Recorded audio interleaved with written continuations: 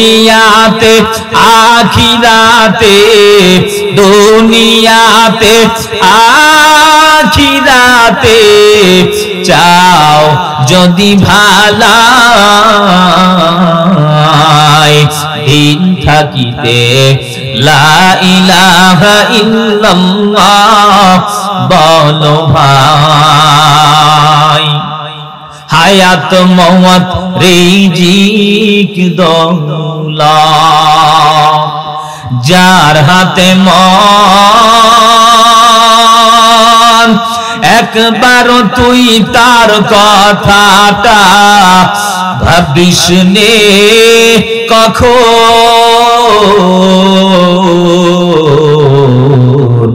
ভাবিস নে কখন হায়াত মওত রিজিক দৌলত যার হাতে মত একবার তুই তার কথাটা ভাবিস নে কখন ভাবিস নে কখন আসবে যেদিন দুঃখের রাতি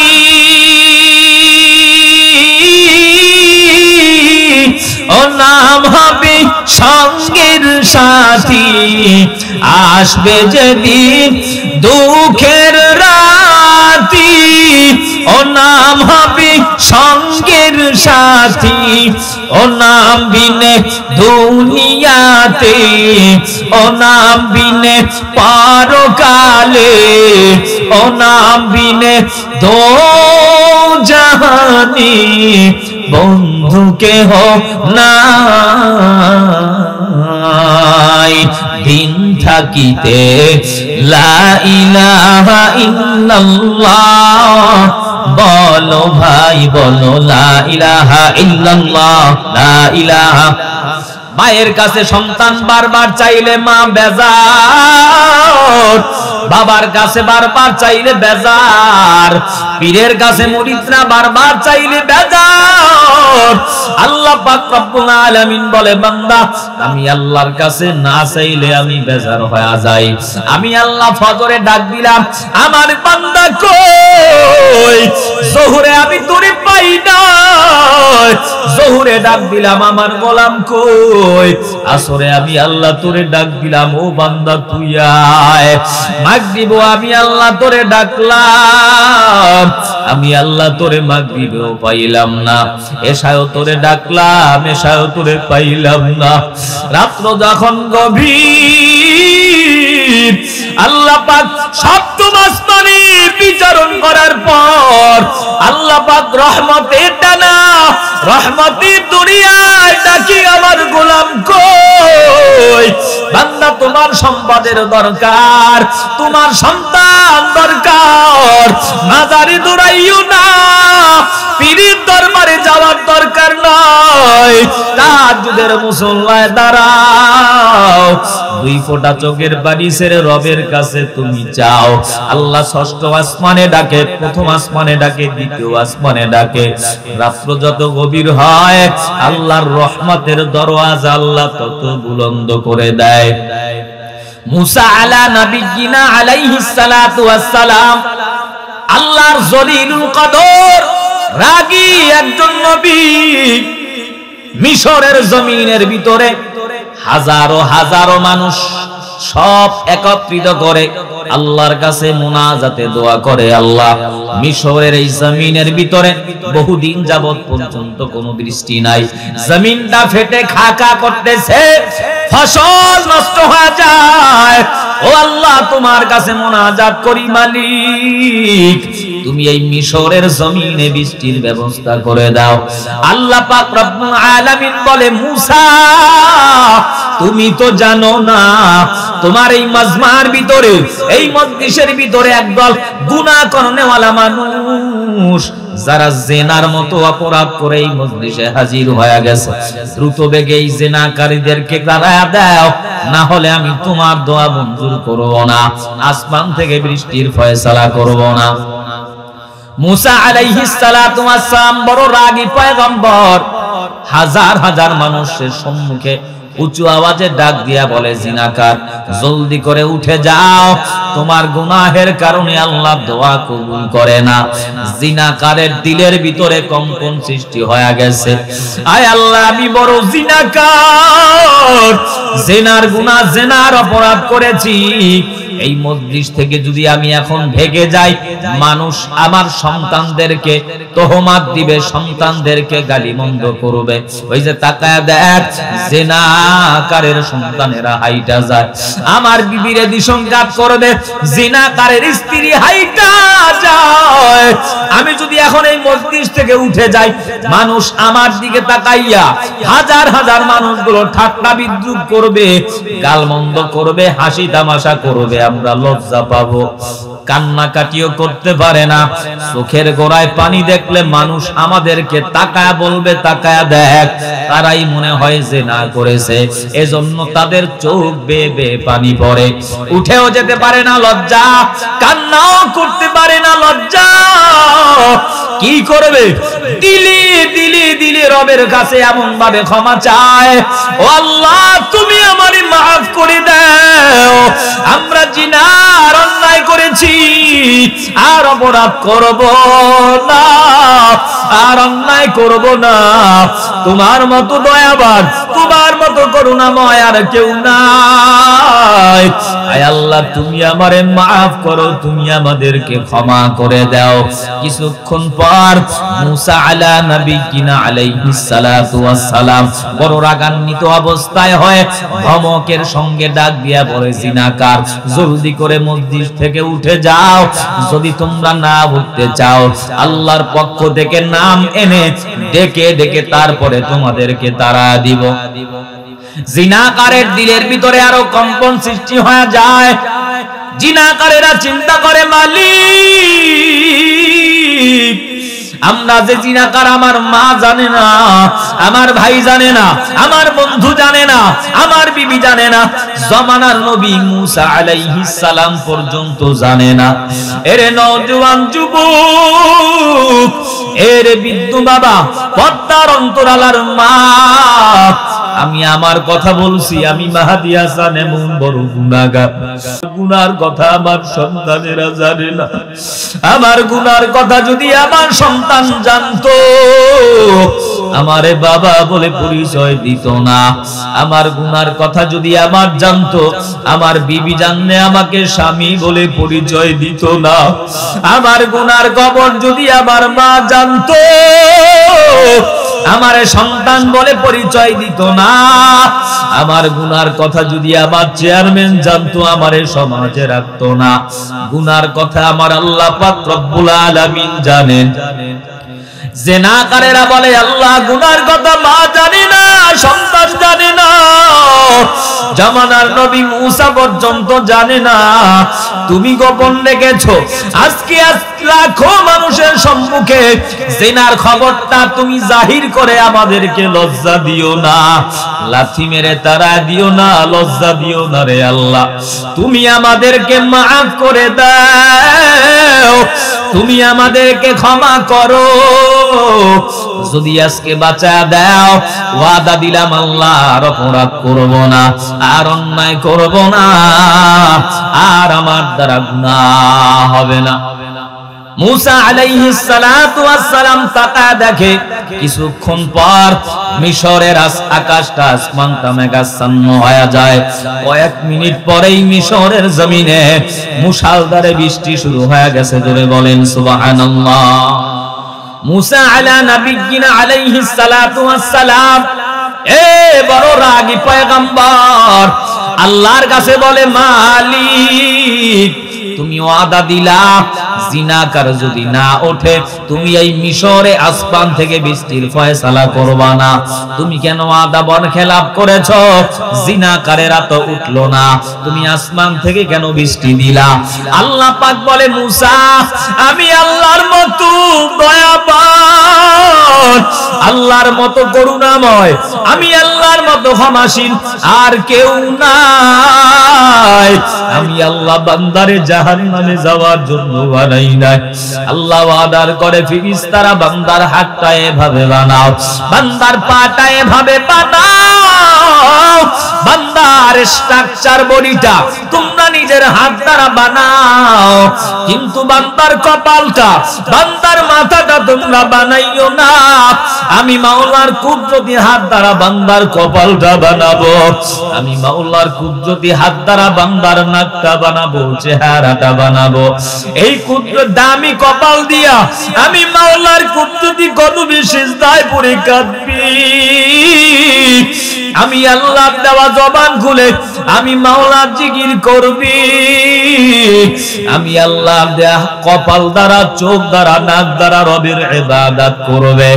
আল্লাহ পাক বলে মুসা আমি চাই বান্দা জান্নাতে যাক, আদর করিয়া মানুষ বানাইছি, জাহান্নামে যাওয়ার জন্য বানাই না।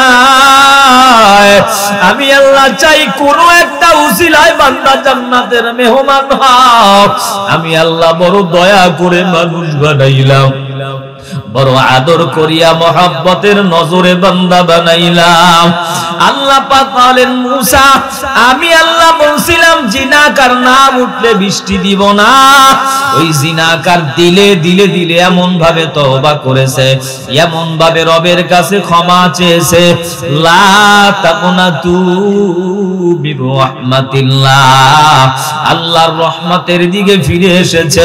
আল্লাহ পাক বলেন মুসা আমি আল্লাহ বলছিলাম যেই জিনাকার না উঠলে বৃষ্টি দিব না।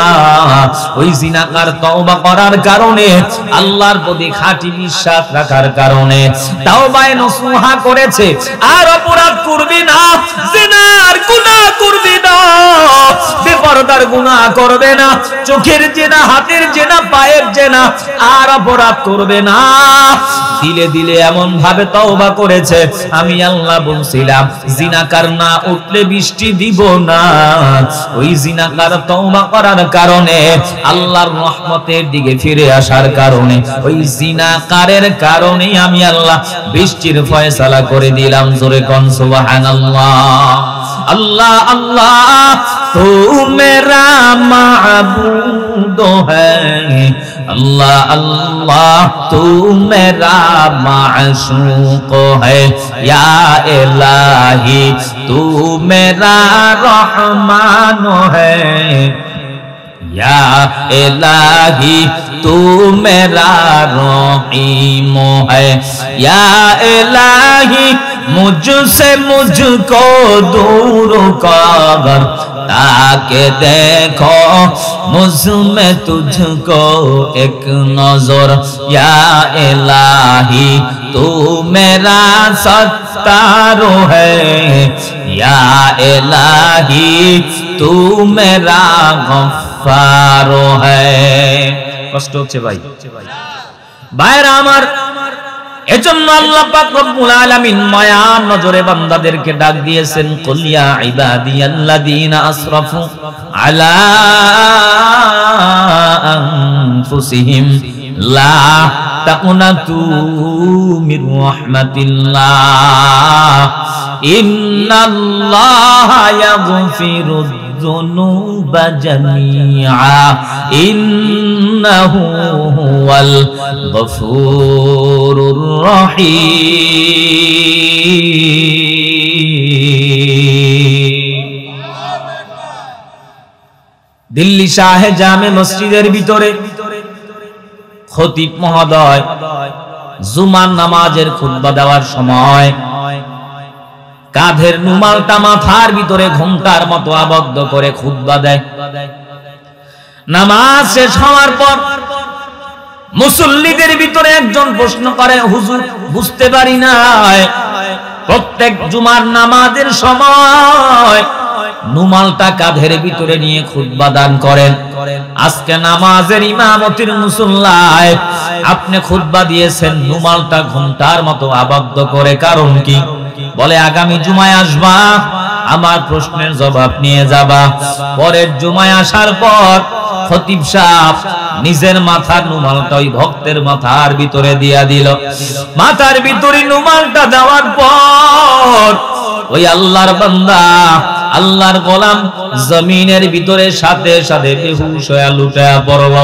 হুশে আসার পরে তাকে প্রশ্ন করা হয়, কি ব্যাপার, আমার মাথার রুমাল তোমার মাথায় দেওয়ার পর তুমি জমিনের ভিতরে কেন লুটায়া পড়লা, বেহুশ হয়ে পড়লা? যুবক সন্তান কান্না বিজড়িত কণ্ঠে ডাক দেয়া বলে, হুজুর আল্লাহর কসম করে বলি, আপনার মাথার রুমাল আমার মাথার ভিতরে দেওয়ার পর আমি এই দিল্লি শহরের ভিতরে যখন তাকাইছি, আমি তাকায় দেখলাম ডানে বামে সামনে পিছনে হাজার হাজার কুকুর দেখা যায়, হাজার হাজার বকরি দেখা যায়, হাজার হাজার শুকর দেখা যায়, আর মাঝে মাঝে দুই একজন চারজন পাঁচজন মানুষ দেখা যায়। গুনাহের কারণে প্রত্যেক গুনাহগারের চেহারা ডালটা বিকৃত করে দিয়েছেন আল্লাহ পাক, চেহারা পাল্টা দিয়েছেন। শেষ জামানার পয়গম্বর আমার নবী আল্লাহর কাছে দোয়া করে, ও দয়ার মালিক, আগেরকার জামানার উম্মত গুনাহ করার কারণে চেহারা পাল্টা দুনিয়ার ভিতরে প্রকাশ করে দিয়েছো, আমার উম্মত হবে বড় দুর্বল। দুনিয়ার মহাব্বতে পড়ার পরে বন্ধু বান্ধবের মায়ায়, তাসের আড্ডায়, মদের আড্ডায়, জুয়ার আড্ডায় দুনিয়ার শেষ জামানার উম্মত গুনাহের সাগরে হাবুডুবু খাবে। হাতের দ্বারা গুনাহ, পায়ের দ্বারা গুনাহ, জবানের দ্বারা গুনাহ, শরীরের অঙ্গ প্রত্যঙ্গের দ্বারা গুনাহ, গুনাহ আর গুনাহ। চেহারা পাল্টে তুমি মানুষের সামনে লজ্জা দিও না, আয় আল্লাহ তুমি আমার উম্মতকে লজ্জার প্রকাশ করে দিও না। আল্লাহর পয়গম্বরের দোয়া আল্লাহ পাক রব্বুল আলামিন কবুল করে নিয়েছে। না হলে আমি এমন বড় গুনাহগার, আমি ভালো বক্তা, কিন্তু আপনারা জানেন না আমি কেমন গুনাহগার। চেয়ারম্যান দাবি করে আমি ভালো চেয়ারম্যান, গোপনে গোপনে গুনাহ, হাতের দ্বারা গুনাহ, পায়ের দ্বারা গুনাহ, চোখের দ্বারা গুনাহ। এরে নওজোয়ান যুবক ভাই, হাতে পায়ে ধরে বুঝা যায়, বিনয়ের সাথে বলিনি যুবক, যদি তোমার পাও দুইটা আগায় দাও, আমি পায়ে হাত রেখে বিনয়ের সাথে বলি, যুবক ভাই, গোপনে গুনাহ করেছো, প্রকাশ্যে গুনাহ করেছো, ঘরের দরওয়াজা বন্ধ, জানালাগুলো বন্ধ, বন্ধু বান্ধবকে নিয়ে মোবাইলের গুনাহ করেছো, এই শীতের ভিতরে লেপ কম্বলটা মুড়া দিয়ে গুনাহ, গুনার গুনাহ। তুমি মনে করছো কেউ দেখে না, কিরামান কাতিবিন লিপিবদ্ধ করেছে। আল্লাহ পাক রব্বুল আলামিন গুনার কথা জানেন। বিনয়ের সাথে বলি, আজকে মাহফিলে আসছো, তাওবায়ে নসুহা করো, লা তাকুনাতু মির রাহমাতিল্লাহ, আল্লাহর রহমতের দিকে ফিরে আসো। জান্নাতের মজলিসে বসার পর আল্লাহ পাক রব্বুল আলামিনের বান্দারা মহব্বতের খাতিরে শেষ সময় পর্যন্ত চোখের পানি ছেড়ে তওবা করে গুনাহের কথা স্মরণ করে নিজেকে ছোট বানাইয়া যদি রবের কাছে ক্ষমা চায়, আল্লাহ বলেন ওর সগীরা গুনাহ কবিরা গুনাহ সব গুনাহগুলো আমি আল্লাহ ক্ষমা করার পর তোর নামটা জাহান্নাম থেকে কাইটা আমি আল্লাহ জান্নাতি খাতায় উঠায় দিলাম। জোরে কোন সুবহানাল্লাহ। জিন্দেগি মে বন্দেগি তু করনা হে, जिंदगी में बंदगी तू करना है, जिंदगी में बंदगी शर्मिंदा है, जिंदगी में बंदगी शर्मिंदा है, जिंदगी में बंदगी तू करना है, जिंदगी में बंदगी तू करना है, जिंदगी में बंदगी शर्मिंदा है, जिंदगी में बंदगी शर्मिंदा है। दुनिया में हो या का तलबगार ना हो, बाजार से गुजरे हो खरीदार ना हो, दुनिया में हो दुनिया का तलबगार ना हो, बाजार से गुजर हो खरीदार ना हो।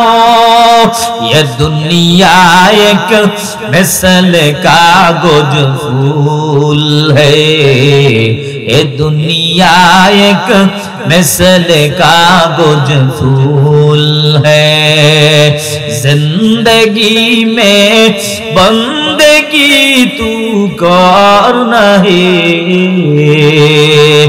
जिंदगी में बंदगी तू कर नहीं, जिंदगी बे बंदगी शर्मिंदा है, जिंदगी बे बंदगी शर्मिंदा है। आए थे हम कुछ न कुछ खरीदने को, जैसे हो शन मेरे कल्बो रोहा, आए थे हम कुछ न कुछ खरीदने को, जैसे हो शन मेरे कल्बो रोहा, वरना कोई चारा तो जाने नहीं, वरना कोई चारा तो जाने नहीं, जिंदगी में बंदगी तू कर नहीं, जिंदगी में बंदगी तू कर नहीं, जिंदगी बे बंदगी शर्मिंदा है, जिंदगी बे बंदगी शर्मिंदा है। খারাপ লাগে একতারা দুতারা লাগবে না। এই মজলিসটা বড় দামি মুবারকপূর্ণ মজলিস। আপনাদের অত্র অঞ্চলে মুসলমান মানুষ মনে হয় ওয়াজ মাহফিল বেশি শোনে না।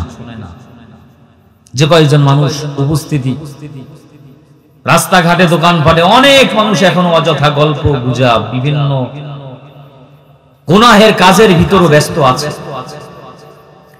এখানে যদি এই যুব সমাজ সুন্দর এই মাহফিলের প্রোগ্রামের আয়োজন না করে যদি একটা গানের আয়োজন করত, আর মুফতি মমতাজরে যদি আনত, মুফতি তো বুঝেন নাই, সিয়াসত তার সব হাদিস মুখস্থ, আর কোন আউল ফাউল শিল্পী, যুব সমাজ তো এখন এ সমস্ত শিল্পীদের গান শুনতে অভ্যস্ত। ওয়াজ মাহফিল ভালো লাগে না, দিনের কথাগুলো ভালো লাগে না। যদি এরকম একটা দিনী মাহফিলের আয়োজন না করে কোন গানের আয়োজন করত, কনসার্টের আয়োজন করত, আনাচে কানাচে ডানে বামে সামনে পিছনে লোকে লোকারণ্য হয়ে যেত, যে গানগুলো শুনলে, যে গানগুলো গাইলে শিরকের গুনাহ হয়, মানুষের ঈমান পর্যন্ত নষ্ট হয়ে যায়, সমানে সেই গানগুলো শুনে। একদিন কোথায় যেন মাহফিলে যাচ্ছি, দেখি একজন যুবক মোবাইলের ভিতরে গান শুনতেছে, কয় পানি গড়গড়ায়া পড়তাছে, বাবা আমায় ডাকতাছে, পানি গড়গড়ায়া পড়তাছে, বাবা আমায় ডাকতাছে, আয় রে মানিক আমার বুকে আয়, বুকের ভিতর আছে প্রাণ, তার ভিতরে মেশিন গান, ভান্ডারিয়ায় আমায় পাগল বানাইছে। জোরে কর নাউজুবিল্লাহ। মুর্শিদের দরবার ভক্তের কাবা ঘর, মুর্শিদের দরবার ভক্তের কাবা ঘর, জান্নাতের হাওয়া সেথায় বইয়া যায়, করিলে ভক্তি মিলিবে মুক্তি কে জানি কার ভাগ্যে হয়। জোরে কোন নাউজুবিল্লাহ। ওই পীরে যখন তোমার দিকে চায় তুমি চাও পীরের পায়, হাকিকত লুকায় আছে সেই জায়গায়। তোমার কি দরকার জানায় আছে তার, তোমার কি দরকার জানায় আছে তার। অপেক্ষা করো তাহার হুকুমের আশায়, করিলে ভক্তি মিলিবে মুক্তি কে জানি কার ভাগ্যে হয়। জোরে কোন নাউজুবিল্লাহ। আমি জানি এবং শুনেছি আপনাদের এই অঞ্চলের ভিতরে বহু পীরের মুরিদ আছে, আমিও একজন পীরের মুরিদ। সত্য মেসেজ গুলো জাতির সামনে পৌঁছে দেয়া ওলামায়ে কেরামদের দায়িত্ব। পীরের কাছে যাবেন, বায়াত হবেন, মুরিদ হবেন, সোহবাত গ্রহণ করবেন। কারণ এদেশে নবী আলাইহিস সালামরা এসে, এদেশে সাহাবায়ে কেরাম এসে মানুষের সামনে ঈমানের বয়ান করে মানুষকে দ্বীনের পথে ধাবিত করেননি। বাংলার টেকনাফ থেকে তেতুলিয়া, রূপসা থেকে পাথুরিয়া, মাশরিক থেকে মাগরিব, শিমাল থেকে জুনুব পর্যন্ত এদেশের শহর থেকে শুরু করে গ্রাম অঞ্চল, তৃণমূল পর্যায়ে মানুষের মাথার ভিতরে টুপি, গালের ভিতরে সুন্নতি দাড়ি, পরনের ভিতরে সুন্নতি পোশাক উঠেছে। সুন্নাত মানুষ চিনেছে, ফরজ মানুষ চিনেছে। হুজুরপুরের আল্লাহ ওয়ালারা এসে, চরমনাইর হযরতরা এসে, হাদি শরিয়াতুল্লাহ, কারামত আলী জনপুরি, নিসারউদ্দিন রহমাতুল্লাহ আলাইহি সহ এদেশে হক্কানি পীর মাশায়েখরা এদেশে এসে মানুষের হাতে পায়ে ধরে মানুষকে নামাজের জন্য আহ্বান করেছে, রোজার দিকে আহ্বান করেছে, পর্দার দিকে আহ্বান করেছে। পীর মাশায়েখদের দ্বীনি দাওয়াত সফরের কারণে মানুষ দ্বীনের দিকে ধাবিত হয়েছে, আল্লাহ ওয়ালা বুজুর্গ হয়েছে। জোরে বলেন ঠিক কিনা? কিন্তু পীরের নামে কিছু ভণ্ড আছে না, মাথার ভিতরে জট, গায়ে সালার শট, হাতে হইছে গামজার ভোট, এমন বড় মোষ, দাড়ি তো নাই। স্পষ্ট কথা বলতে চাই, কোনো দ্বন্দ্ব নাই, ঝগড়া নাই, বিবাদ নাই। পৃথিবীতে যত পীর আছে, যত দরবার আছে, যত মাজার আছে, শাহজালাল, শাহবরান, শাহ মাকতুম, হাজি শরিয়াতুল্লাহ, সারসিনা, চরমনাইর উজানি, যত দরবার আছে, আদ্রসি, মাইজবান্ডার, রাজারবাগ, দেওয়ানবাগ, কুতুববাগ, শাহবাগ, যত পীর, যত দরবার, একটু আপনারা জবান দ্বারা উঁচু আওয়াজে বলবেন, নবীর দরবারের চেয়ে, নবীর মাজারের চেয়ে বড় দরবার পৃথিবীতে আর একটাও আছে? জোরে বলেন আছে?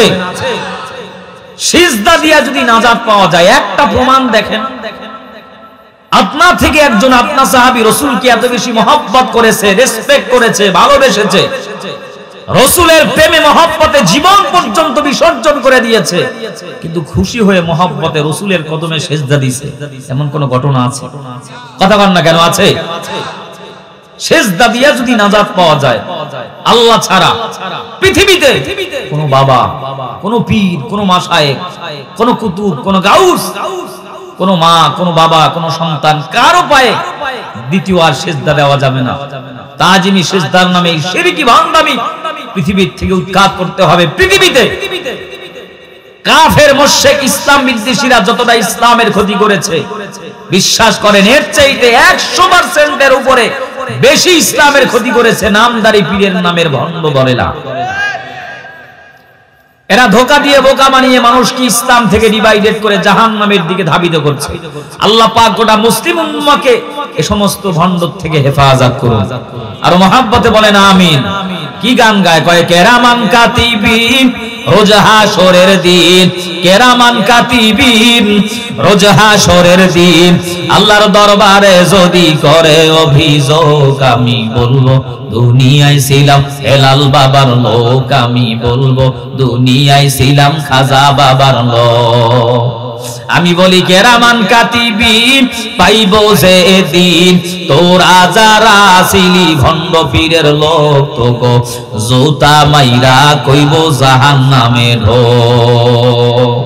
পীরগিরি আর মাজার পূজা চলছে দেশটা জুড়িয়া, শিরকি আর ভণ্ডামিতে আমার দেশটা গেছে ভরিয়া।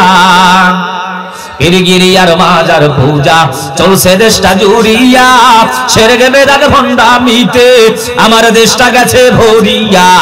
গাজার কলকিটার মারিয়া, গাজার কলকিটার মারিয়া দেখায় খাজার শান, ওরা শিক্ষিত শয়তান, ওরা শিক্ষিত শয়তান। ল্যাংটা হেঁটে যাচ্ছে, শরীরে কোনো পোশাক নাই। মানুষের মেন্টালিটি, মস্তিষ্ক এত নষ্ট হয়ে গিয়েছে। বাবা ল্যাংটা হইলে কি ভিতরে মাল আছে? কথা বুঝেন না? সারা বছরে পীর সাহেব গোসল করে একবার, ওরস মুবারক, বাবার মাথা দোয়া পানি, হাত দোয়া পানি, চোখ দোয়া পানি, নাক দোয়া পানি, শরীরের অঙ্গ প্রত্যঙ্গের কত পানি যে একত্রিত হয়ে বের হয়। মগা মুড়ি বলো, এটা বোতলের ভিতরে বরকতের জন্য বাড়ি নিয়ে যায়। আর বউরে কইটা খাও, মায়েরে কইটা খাও। সন্তান দরকার, ছেলে দরকার, মেয়ে দরকার, বরকত দরকার। বাবার এই পানির ভিতরে সব বরকত আছে। এরকম ঘটনা সমাজে জুড়ে বলেন আছে না নাই? পীরগিরিয়ার মাজার পূজা চলছে দেশটা জুড়িয়া, শিরকিয়ার ভণ্ডামিতে আমার দেশটা গেছে ভরিয়া। গাজার কলকিটান মারিয়া, গাজার কলকিটান মারিয়া দেখায় খাজার শান, ওরা শিক্ষিত শয়তান, ওরা শিক্ষিত শয়তান। দুর্নীতির ওই আগ্রায় বসে জাহির করে জ্ঞান, কলম দিয়ে কামায় টাকা, কলম দিয়ে কামায় টাকা, আবার ধরে সাধুর ভান, ওরা শিক্ষিত শয়তান, ওরা শিক্ষিত শয়তান। শিক্ষাঙ্গনের দিকে ভাইরে দেখো না চোখ মেলিয়া, ছাত্ররা সব পয়সা রিয়া আছে শুধু প্রেম লইয়া। 10টার সময় ক্লাস, 15 বছরের কন্যা সন্তান, শিশু। আমার মেয়েটা তো কিছুই বুঝে না, কেবল শিশু, 18 বছর মাত্র বয়স। 10টায় ক্লাস শুরু, সকাল 7:30টায় 8টায় ঘর থেকে বের হয়েছে। কোচিংয়ের নামে, প্রাইভেটের নামে, স্কুল কলেজের ক্লাসের নামে কোন সিপায় রমনা পার্কে, বিভিন্ন জায়গায়, নদীর কিনারায় বয়ফ্রেন্ড একটাকে নিয়ে ঘুরতে শুরু করে দিয়েছে। মগার কোলের উপরে মগি শুইয়া রইছে। মগাই সিনা বাদাম খুইলা খুইলা দেয়, আর মগি খায়, কয় জান আমার, প্রাণ আমার, খাও সমানে। আর মাদ্রাসাওয়ালাদেরকে বিষোদ্গাত করে, হুজুররা দেশটারে খাইলো, আরে টুপিওয়ালারা দেশটারে খাইলো। এরা যে এত অন্যায় করে, এত জেনা করে, এত ব্যভিচার করে, অপরাধ করে, নিজেদের অন্যায় দোষগুলো ঢাকতে গিয়ে সব দোষ হুজুরগুলোর উপরে চাপায় দেয়। এরকম লোক সমাজে আছে না? কষ্ট হচ্ছে আপনাদের? জঙ্গলের ভিতরে মসজিদ, মাগরিবের আজান হয়ে গিয়েছে, মুয়াজ্জিন ইমাম সাহেবকে কয়, হুজুর আপনি ইমাম, আমি মুয়াজ্জিন, নামাজের কাতারে আপনি দাঁড়াবেন, আপনি তো পিছনে দেখবেন না, আমি আপনার পিছনে থাকবো। চোরে এই জঙ্গলের ভিতরে যদি আমার পিছনে আলগি দিয়ে লইয়া যায়, আপনি তো টের পাইতেন না, তো কি করব? একটু অপেক্ষা করেন, দেখি আরেকজন মুসল্লি যদি পাওয়া যায়, একসঙ্গে জামাতে নামাজটা পড়ব। ঠিক আছে। কিছুক্ষণ পরে দেখে মসজিদের মুতাল্লির ছেলে সা সা করে যায়, মসজিদের দিকে তাকায়ও না। মুয়াজ্জিন কয় ইমাম সাহেব, হুজুর ওই যে দেখেন মুতাল্লির ছেলে যায়, কয় ডাক দে। হুজুর পায়ে হাত রেখে বিনয়ের সাথে বলছে, আমি ডাক দিতে পারবো না। কেন? আমি হইলাম এলাকার মুয়াজ্জিন, যদি আমি ডাক দেই কালকে আমারে সাইজ করবে, বলবো তুই জানোস না আমি নামাজ কালাম পড়ি না। হুজুরের সামনে ভিনদেশি মানুষ আমারে ডাকলি কেন? কি করব? আপনি ডাক দেন। ইমাম সাহেব ডাক দিছে মুতাল্লির ছেলে, এই ভাই এদিকে আসেন। তো মাগরিবের আজান দিছে, টের পান না? হুজুর আজান তো দিছে, নামাজ পড়তে। হুজুর নামাজ তো পড়া দরকার, আসেন একসঙ্গে জামাতে নামাজ পড়ি। মুয়াজ্জিন আর আমি একা, আপনি আসলে জামাত হবে 3 জন মানুষ। হুজুর একটু সমস্যা আছে। কি সমস্যা? হুজুর আমার মাথার ভিতরে টুপি নাই। মাথায় কি নাই? ইমাম সাহেব কয়, ধুর মিয়া, টুপি মাথায় দেওয়া সুন্নাত, নামাজ পড়া কি? এই ফরজ নষ্ট করবেন না আপনি সুন্নতের জন্য। ফতুয়া দিলাম আমি, কবুল করার মালিককে, টুপি ছাড়াই আপনি নামাজ পড়েন। কিছুক্ষণ পরে বলে, হুজুর আরেকটু সমস্যা আছে। কি সমস্যা? হুজুর আমার লুঙ্গি ঠিক নাই, কারণ আমাকে তো প্রস্রাব পায়খানার কোনো শীতান নাই, কখনো দাঁড়াইয়া, কখনো বইয়া, কখনো শুইয়া, যখন যেভাবে দরকার সেভাবেই কাম চালাই দিই। কাপড় ঠিক নেই, কাপড়ে নামাজ কালাম পড়া যাবে না। ফতুয়া দিলাম আমি, কবুল করার মালিক আল্লাহ। আপনি পানির কিনারায় গিয়ে বিসমিল্লাহ বলে এক কোনা সুন্দরভাবে 3 আঙ্গুল দিয়ে 3-4 বার ধুইয়া নিয়ে আসেন, উযু কইরা আসেন, সুন্দরভাবে ব্যবস্থা হয়ে যাবে, নামাজ হবে। কিছুক্ষণ পরে কয় হুজুর আরেকটু সমস্যা আছে। কি সমস্যা? হুজুর আমার মন ঠিক নেই। ইমাম সাহেব কয় দূর, আপনার যেই মন আছে সেই মন লইয়া পড়েন, তাও নামাজটা পড়েন, একসঙ্গে জামাতে নামাজটা পড়ি। 2-1 মিনিট চুপ কইরা কিছুক্ষণ পর ইমাম সাহেব কয় ওই মিয়া কি হইছে, পড়তেন না? হুজুর নামাজ পড়তাম না। নামাজ পড়বেন না? এত কলা কৌশল ফতুয়া দিয়ে আমি আপনারে সিস্টেম করে নিয়ে আসলাম নামাজের জন্য, এখন পড়বেন না, কারণ কি? কারণ বলতে হবে। হুজুর আসল কথা কোন বলেন? লুঙ্গি ঠিক নাই, কাপড় ঠিক নাই, টুপি ঠিক নাই, মন ঠিক নাই, এটা তো আসল কথা না। আসল কথা আপনারা হুজুররাই ঠিক নাই, নামাজ কার হিসেবে পড়বেন? এজন্য এখন আর মসজিদের ধারে কাছ দিয়ে হাইটে না, সব দোষ ইমাম সাহেবের মাথার উপরে দিয়া মসজিদের মুতাল্লির ছেলে শাসা করে নামাজ ছাড়া দৌড়ায়। এরকম কিছু লোক সমাজের ভিতরে জোরে বলেন আছে না নাই? মসজিদের ইমামের বেতন তোলার জন্য একজন গেছে, কিও চাচা মিয়া বেতন দিতেন না? বেতন তো দেওয়া দরকার। খাতা খুলে দেখে 6 মাসের বেতন বাকি। আপনি হাজি সাহেব মানুষ, অথবা আপনি মুরব্বী, চাচা 6 মাসের মসজিদের বেতন বাকি, এটা তো আপনার দ্বারা আশা করি না। আমি বেতন দিতাম, এখন দেই না, সামনে আর দিতাম না। কেন দিবেন? এই যে মসজিদে এক খাদেম রাখছেন বেয়াদব, এই বেয়াদবে আমারে দেখলে সালাম কালাম দেয় না। কোন খাদেমে কবে তারে সালাম দেয় না? লেগে মসজিদের 6 মাসের বেতন বন্ধ করে বইয়ে রইছে। এরকম কিছু মুসল্লি সমাজে জোরে বলেন আছে না নাই?